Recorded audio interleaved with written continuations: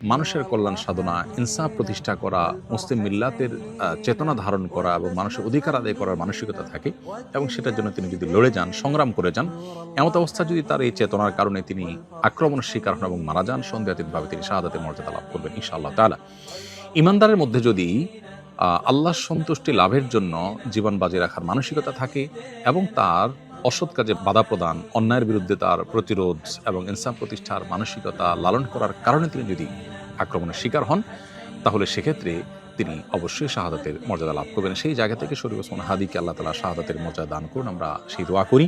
আর এমনিতেই নবী সাল্লাল্লাহু আলাইহি ওয়াসাল্লাম বলেছেন, মান কুতিলা দুনা দামিহি ফাহুয়া শাহীদ। যে ব্যক্তি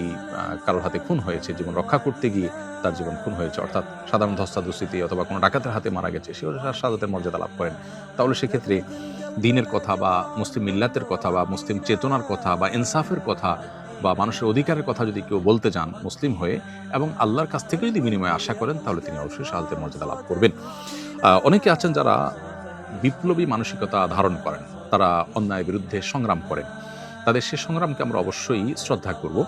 কিন্তু তার মধ্যে যদি আল্লাহর প্রতি বিশ্বাস না থাকে, অথবা তিনি যদি এই সংগ্রামটা করেন তার মানবিক চেতনা থেকে শুধুমাত্র, এর জন্য তিনি আল্লাহর কাছ থেকে কোনো বিনিময় আশা করেন না, আল্লাহর সন্তুষ্টি লাভের আশায় করেন না, কোরআন হাদিসের নির্দেশনার কারণে করেন না, তাহলে সেক্ষেত্রে তার এই আত্মত্যাগটা শাহাদাত হিসাবে বিবেচিত হবে না। শাহাদাত বিষয়টা আসলে নিয়তের সাথে সংশ্লিষ্ট বিষয়। কেউ যদি আল্লাহর সন্তুষ্টির আশায় জীবন বাজি রাখেন, যা করেন তা আল্লাহকে খুশি করার জন্য করেন, তার জীবন মরণ আল্লাহর উদ্দেশ্যে যিনি উৎসর্গ করার জন্য প্রস্তুত থাকেন, তাহলে সেক্ষেত্রে তিনি শাহাদাতের মর্যাদা লাভ করেন।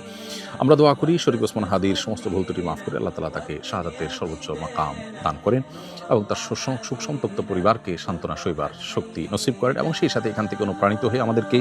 আল্লাহর সন্তুষ্টির লাভের আশায় জীবন বাজি রাখার মানসিকতা আমাদেরকে ধারণ করার তৌফিক দান করুন। বস্তুবাদের এই পৃথিবীতে আমরা বেশিরভাগ মানুষ দুনিয়ার মোহে এতটা মোহাবিষ্ট হয়ে গেছি যে আমরা প্রত্যেকটা মানুষ শুধু বাঁচার জন্য সংগ্রাম করি এবং মরতেই যখন হবে তখন আল্লাহর রাহে আমি জীবন বাজি রেখে যেন মরতে পারি, আমি যেন অন্যায়ের বিরুদ্ধে কথা বলতে গিয়ে যেন আমার মৃত্যু হয়, আমার মৃত্যুটা যেন শাহাদাতের মৃত্যু হয়, আল্লাহর সন্তুষ্টি লাভের আশায় যেন আমি জীবন বাজি রাখতে পারি,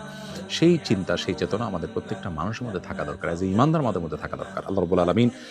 শরীফ ওসমান হাদির ভালো গুণগুলো দিয়ে আমাদের তরুণ সমাজকে ভরে দিন এবং